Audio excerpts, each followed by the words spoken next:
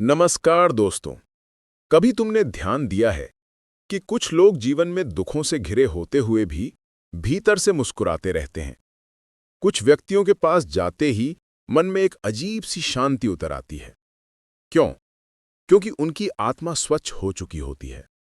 जब आत्मा शुद्ध होती है तब जीवन केवल सांसों का प्रवाह नहीं रहता, वह परम चेतना का द्वार बन जाता है। आत्मा की शुद्धि का अर्थ केवल गलतियों से मुक्त हो जाना नहीं, बल्कि उन सभी आवरणों का गिर जाना है जो हमें हमारे असली स्वरूप, सत, चित्त और आनंद से दूर रखते हैं। हर जन्म में मनुष्य के भीतर विचारों के, इच्छाओं के, कर्मों के और स्मृतियों के कई पर्दे बनते जाते हैं।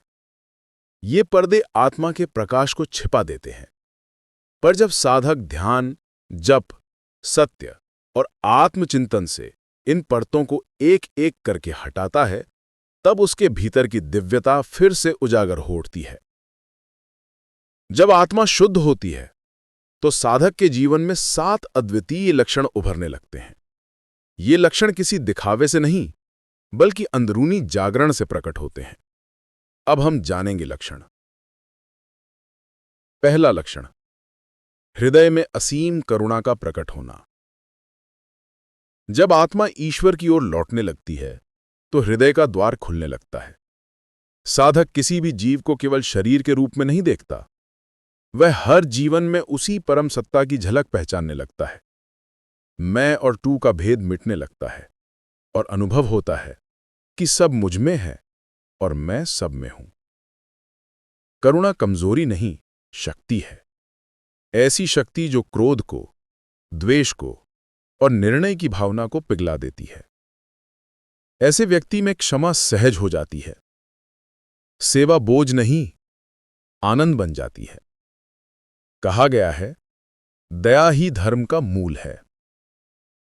बिना करुणा के साधना सिर्फ एक क्रिया है, पर जब करुणा भीतर से फूटती है तो वही साधना का सच्चा आरंभ होता है। अनाहत चक्र सक्रिय होता है। प्रेम, दया और शांति की तरंगें उसके स्पर्श, उसके शब्दों और उसकी मौन उपस्थिति से भी महसूस होती हैं। दूसरा लक्षण, मन की शांति और आत्मनाद की झंकार। जब आत्मा निर्मल होती है तो सबसे पहले परिवर्तन मन में दिखाई देता है। वो मन जो जीवन भर इच्छाओं और भय की दौड़ में लगा रहा, अब शांत होने लगता है। ये शांति विचारों के रुक जाने से नहीं आती, बल्कि इस समझ से आती है कि मैं विचार नहीं, उनका साक्षी हूं। जब मन मौन होता है तो भीतर एक सूक्ष्म ध्वनि का अनुभव होता है, जिसे संतों ने कहा है अनाहत नाद। ये वो दिव्य संगीत है जो बिना किसी साधन के, बिना किसी टकराव के अपने आप गूंजता है। सोहम, सोहम, मैं वही हूं जो परम है। इसी मौन की गोद में साधक को दिशा मिलती है। संघर्ष समाप्त होता है, जीवन सहज हो जाता है। वो जहां भी जाता है, शांति उसके साथ बहती है। वो शांति को खोजता नहीं, वो स्वयं शांति बन जाता है। तीसरा लक्षण, भय, क्रोध और अहंकार का विलय। जब साधक मैं से हम की यात्रा पूरी करता है, तभी असली मुक्ति का स्वाद चखना शुरू होता है।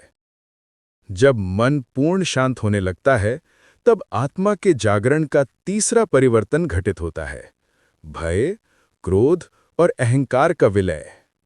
अहंकार क्या है? एक बहुत सूक्ष्म भ्रम जिसे हम मैं समझकर पकड़े रहते हैं।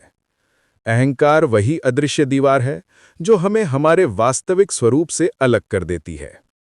जब तक भीतर ये भाव बना रहता है कि मैं कर रहा हूं, मैं जानता हूं, मैं ही महत्वपूर्ण हूं, तब तक साधक आत्मा के सत्य से दूर भटकता रहता है।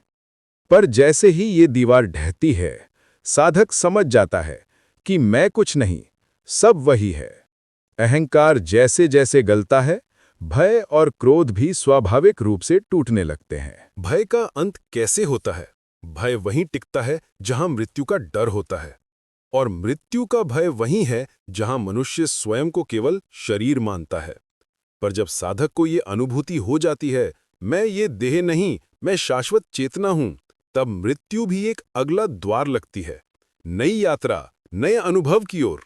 भय वही मर जाता है जहां अमरत्व का साक्षात्कार होता है। क्रोध कैसे विलीन होता है? क्रोध तभी जन्म लेता है जब संसार हमारी अपेक्षाओं के अनुसार नहीं चलता। यह मेरी इच्छा की सबसे तेज प्रतिक्रिया है। पर जैसे ही साधक समझ लेता है सब ईश्वर की इच्छा से घटित होता है, वह विरोध छोड़कर समर्पण में जीने लगता है। और समर्पण जहां होता है वहीं शांति खिलती है। इन तीनों के मिटने के बाद क्या बदलता है? ऐसे साधक के चेहरे पर तनाव नहीं, दिव्यता होती है। उसकी आंखों में अपनापन और स्थिरता झलकती है। उसे अब किसी को हराना नहीं होता, किसी से बहस नहीं करनी पड़ती, क्योंकि सत्य चिल्लाता नहीं, वह शांत होकर भी सुना जाता है। अब वह किसी के विरुद्ध नहीं, सृष्टि के साथ होता है। वह अलग नहीं रहना चाहता, बल्कि सबको जोड़ना चाहता है। उसके भीतर से टपकता प्रेम, शांति और स्वीकृति ही उसका वास्तविक उपदेश बन चुके होते हैं। चौथा लक्षण, आत्मिक आनंद की निरंतर अनुभूति। मनुष्य हमेशा आनंद की तलाश में रहा है, कभी वस्तुओं में, कभी रिश्तों में, कभी सम्मान में। पर जब आत्मा शुद्ध हो जाती है तो वो जान लेती है, सुख बाहर नहीं, भीतर ही है। सुख हमेशा शर्तों पर आधारित होता है कि अगर ये मिल गया तो मैं खुश हूं। पर आत्मिक आनंद बिना किसी कारण के प्रकट होता है। वो आत्मा का स्वाभाविक प्रकाश है, जैसे सूर्य का उजाला, जैसे नदी का सतत बहना। जब आत्मा जागती है तो आनंद प्रयास नहीं, उसका अस्तित्व बन जाता है। ये आनंद उत्साह जैसा नहीं जो कुछ समय में घट जाता है। ये वो मौन प्रसन्नता है जो किसी परिस्थिति के आने जाने से भी कभी मुरझाती नहीं। श्री कृष्ण ने कहा था, जो बाहरी वस्तुओं में नहीं, अपनी आत्मा में स्थित आनंद में जीता है, वही सच्चा योगी है। ऐसे व्यक्ति का हर क्षण पूजा बन जाता है। चलना, बोलना, काम करना, सब ध्यान जैसा लगता है। वो जहां भी हो, आनंद उसके भीतर बहता रहता है। एक बार किसी ने एक महान योगी से पूछा, क्या आपको कभी दुख नहीं होता? उन्होंने मुस्कुराते हुए कहा, दुख आता है, पर वो भीतर तक जगह नहीं बना पाता। आत्मा में तो आनंद की धारा हमेशा बहती रहती है। पांचवा लक्षण, आत्मज्ञान का प्रकाश। आत्मा की शुद्धि के सफर में एक ऐसा क्षण आता है जब साधक को अनुभव होता है, जिस ईश्वर की तलाश बाहर कर रहा था, वो तो हमेशा भीतर ही था। मनुष्य का सबसे बड़ा प्रश्न, मैं कौन हूं, जब गहराई से पूछा जाता है, मन मौन हो जाता है। और उसी मौन में उदय होता है आत्मज्ञान का प्रकाश। ये विचार नहीं, ये अनुभूति है कि मैं देह नहीं, मैं चेतना हूं। ज्ञान अब किताबों से नहीं, अंतर्यामी स्रोत से फूटता है। साधक की दृष्टि अब भ्रम और सीमाओं से परे होने लगती है। हर जीव में वही परमात्मा दिखाई देता है।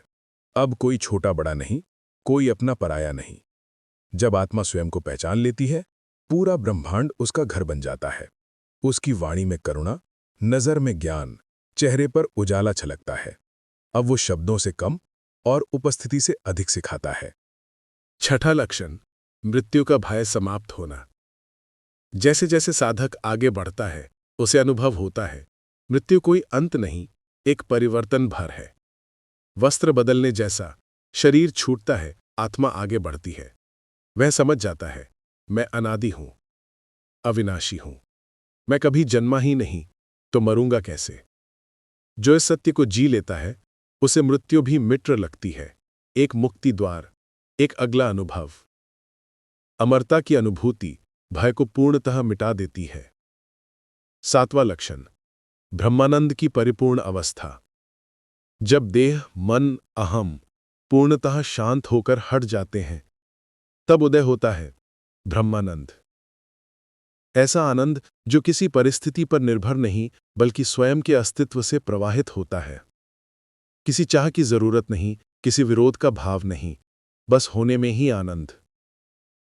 ये शांति मृत नहीं, जीवंत, स्पंदित और दिव्य है।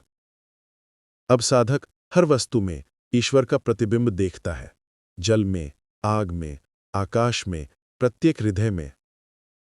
अब वह व्यक्ति नहीं रहा, ईश्वर का माध्यम बन गया है। उसके भीतर केवल एक भाव, मैं नहीं, सब तू ही तू। यही लय है आत्मा का परमात्मा में विलय, जहां साधना, साधक और लक्ष्य तीनों ही एक हो जाते हैं। धन्यवाद।